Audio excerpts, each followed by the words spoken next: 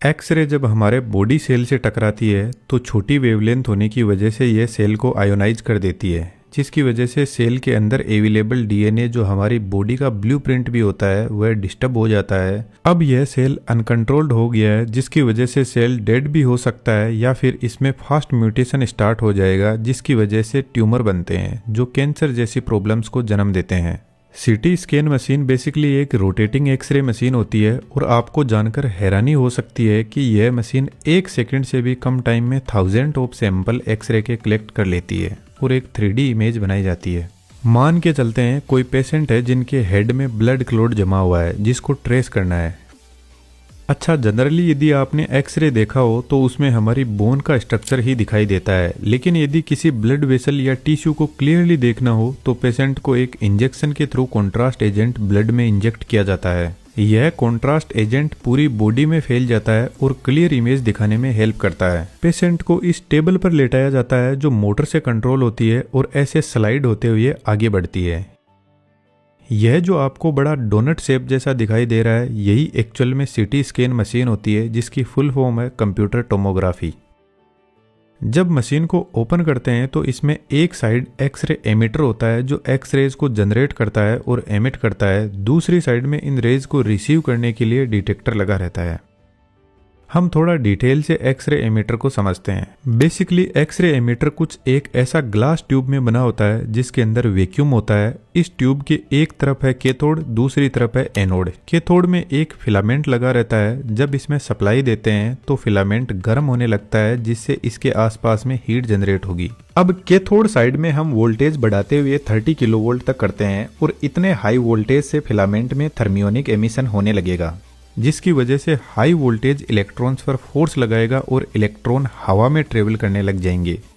अब हम वोल्टेज को इंक्रीज करते हुए 150 किलोवोल्ट तक पहुंचा देते हैं और इतने हाई वोल्टेज से इलेक्ट्रॉन हाई स्पीड में एक्सीलरेट करने लग जाते हैं। और ऊपर से ट्यूब के अंदर हमने वैक्यूम भी क्रिएट करके रखा है तो इसको हवा में ट्रेवल करने में कोई दिक्कत नहीं होगी और इलेक्ट्रॉन ट्रेवल करते हुए हाई स्पीड में एनोड के पास में पहुंचते हैं। कैथोड पर हम high voltage DC supply use करते हैं क्योंकि हमें कॉन्टिन्यूअस इलेक्ट्रॉन्स का फ्लो चाहिए। एसी सप्लाई क्यों यूज नहीं करते हैं कमेंट बॉक्स में जरूर से बताना। एनोड पर एक डिस्क लगी रहती है। यह डिस्क टंगस्टन या मोलिब्डेनम मेटल की हो सकती है और जैसे ही हाई स्पीड इलेक्ट्रॉन इस डिस्क पर स्ट्राइक करेंगे तो यहाँ से एक्स रे जनरेट होगी।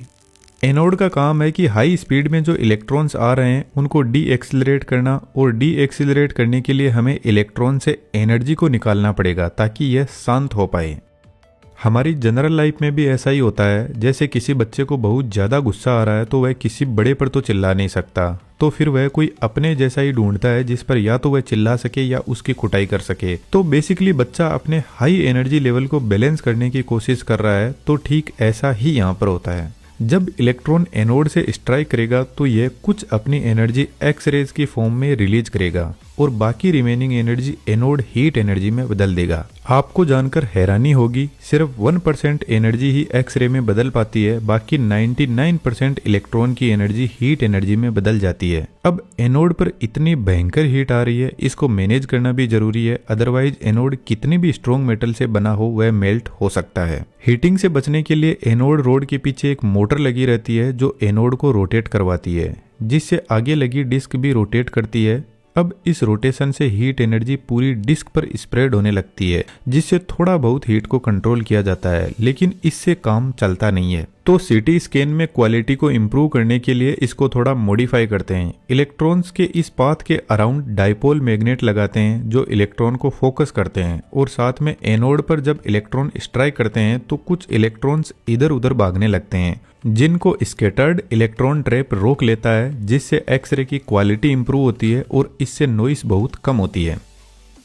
अब एनोड की हीट को बाहर निकालने के लिए वाटर कूलिंग या ऑयल कूलिंग यहाँ पर प्रोवाइड की जाती है। अब एनोड डिस्क से जो एक्स रेज निकल रही है उनको कोलीमीटर से पास करवाया जाता है जो रेज को फोकस्ड एरिया में भेजने का काम करता है। सीटी स्कैन में एक्स रेज को कुछ ऐसे पतली स्लाइस में फोकस किया जाता है जिनका रीजन अभी आगे डिस्कस करेंगे। एक इम्पोर्टेंट बात मैं आपको बता देता हूँ, एक्सरे एक प्रकार की लाइट रे होती है, लेकिन यह हमें दिखाई नहीं देती क्योंकि इसकी वेवलेंथ बहुत ज्यादा छोटी होती है और इसी वजह से यह हमारी बॉडी से आसानी से निकल जाती है। अब बात करते हैं इसकी स्कैनिंग प्रोसेस की। मान के चलते हैं इस पेशेंट के हेड में कोई ब्लड क्लॉट जमा हुआ है। सीटी स्कैन मशीन पूरे हेड को एक साथ में स्कैन नहीं करेगी। सबसे पहले हेड के छोटे छोटे स्लाइस बनाए जाते हैं 1 mm से लेकर 10 mm तक। फॉर एग्जाम्पल जैसे एक्सरे सबसे पहले बस इतने ही एरिया को फोकस करेगी, जिसको स्लाइस नंबर 1 बोलेंगे, और इस स्लाइस को मशीन पेशेंट हेड के अराउंड रोटेट करते हुए चेक करेगी। जब मशीन एक स्लाइस को चेक करती है रोटेट करते हुए, तो मल्टीपल सैंपल लिए जाते हैं और यह सैंपल मशीन का कंप्यूटर सिस्टम कलेक्ट करता रहता है। एक्चुअल में एक्सरे हमारे शरीर के बॉडी पार्ट्स के साथ में डेंसिटी के हिसाब से रिएक्ट करती है। जैसे यदि कोई बोन आ गई तो बोन की डेंसिटी बहुत ज़्यादा हाई होती है, तो एक्सरे इनको क्रॉस नहीं कर पाएगी।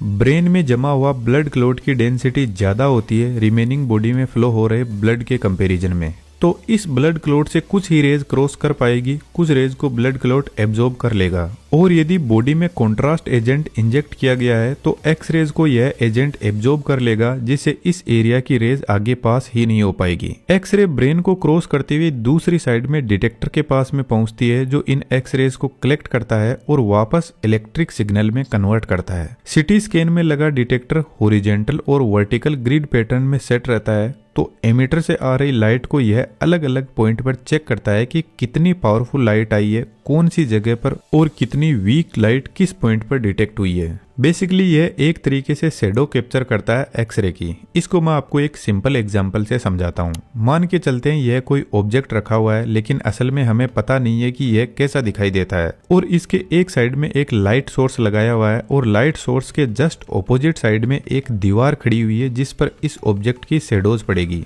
तो हम शैडो से अंदाजा लगा सकते हैं कि यह ऑब्जेक्ट किस टाइप का है। यह होता है हमारा नॉर्मल एक्सरे। लेकिन सिटी स्कैन में यह लाइट सोर्स और दीवार इस ऑब्जेक्ट के चारों तरफ हाई स्पीड में रोटेट करते हैं, और इस रोटेशन से यह लाइट इस ऑब्जेक्ट को हर एक एंगल से देखती जाएगी और पीछे दीवार साथ में इसकी शैडो कैप्चर करती जाएगी, जिससे हमें पूरा ऑब्जेक्ट चारों तरफ से 3D में दिखने लगेगा। अब एक स्लाइस कंप्लीट हो जाती है तो पेशेंट को टेबल को हल्का सा आगे मूव किया जाता है और दूसरी स्लाइस की स्कैनिंग की जाएगी। इस तरीके से स्लाइस को 1 by 1 स्कैन करके एक प्रॉपर 3D इमेज बनाई जाती है। यह जो मशीन का पार्ट रोटेट कर रहा है इसको गैंट्री बोलते हैं, और इसकी स्पीड 0.25 to 1 सेकेंड पर रोटेशन होती है। लेकिन आज के modern CT scan high speed में रोटेट करते हैं और यह एक साथ में मल्टीपल स्लाइस को कैप्चर कर सकते हैं। अब एक छोटा सा क्वेश्चन आपके लिए, यह मशीन इतनी हाई स्पीड में रोटेट कर रही है और साथ में कंप्यूटर को भी डेटा सेंड कर रही है, तो क्या आप बता सकते हो यह अपना डेटा कैसे सेंड करती है? क्योंकि रोटेट करती हुई मशीन में वायर तो टूटने के चांस हो सकते हैं और वाईफाई ब्लूटूथ यहाँ पे यूज होता नहीं है। थोड़ा दिमाग लगाओ, वीडियो की लास्ट में आपको आंसर भी मिल जाएगा।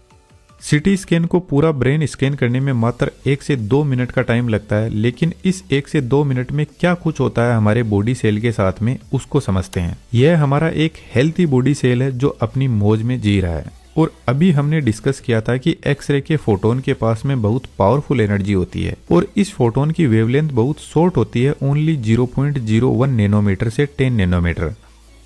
हमारा जो बॉडी सेल होता है उसके पास में भी इलेक्ट्रॉन अवेलेबल रहता है।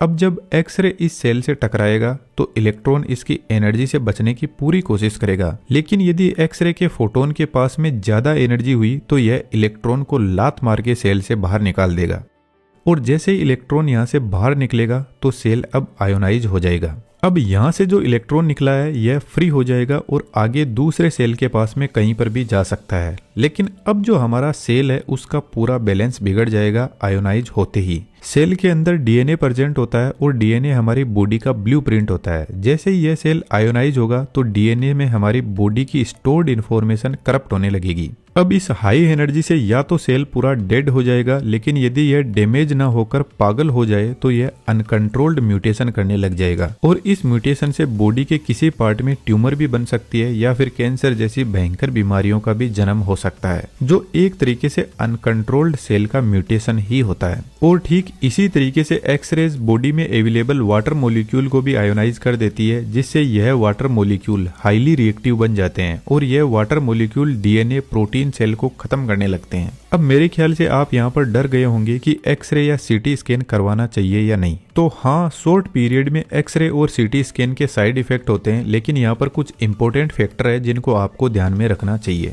एक्सरे की रेडिएशन को मेजर करने की एक यूनिट होती है जिसको बोलते हैं मिलीसीवर्ट्स। जनरली एक पर्सन पूरे साल में एवरेज 3 मिलीसीवर्ट्स रेडिएशन रिसीव करता है नेचुरल सोर्स से, जैसे कॉस्मिक रेज, रेडोन गैस से। तो सीटी स्कैन और जनरल एक्सरे में रेज की रेडिएशन कंट्रोल्ड वे में भेजी जाती है। जनरल एक्सरे में सिंगल चेस्ट स्कैन के लिए 0.1 MSV रेडिएशन की डोज दी जाती है और यही चेस्ट स्कैन में 7 MSV होती है, लेकिन यह रेडिएशन लेवल अलग अलग बॉडी पार्ट के हिसाब से इनको इंक्रीज या डिक्रीज किया जा सकता है। अब जनरल सीटी स्कैन और नॉर्मल एक्सरे के अंदर रेज को इतना कंट्रोल किया जाता है कि यह हमारी बॉडी को नुकसान ना पहुंचाए। यहाँ पर नुकसान सिर्फ इतना ही होता है कि नेचुरल सोर्स से जो रेडिएशन हमें एक साल में मिलती है उनको सिर्फ कुछ ही मिली सेकेंड में हमारी बॉडी में इंजेक्ट कर दिया जाता है, और इसी वजह से जनरल एक्सरे और सीटी स्कैन में भी हमारी बॉडी के कुछ सेल डैमेज होते हैं, लेकिन बॉडी इनको कुछ घंटे से लेकर कुछ दिनों के अंदर रिकवर कर लेती है। रेडिएशन की डोज इतनी कंट्रोल्ड वे में रखी जाती है कि यह हमारी बॉडी में कोई परमानेंट डिफेक्ट ना करे।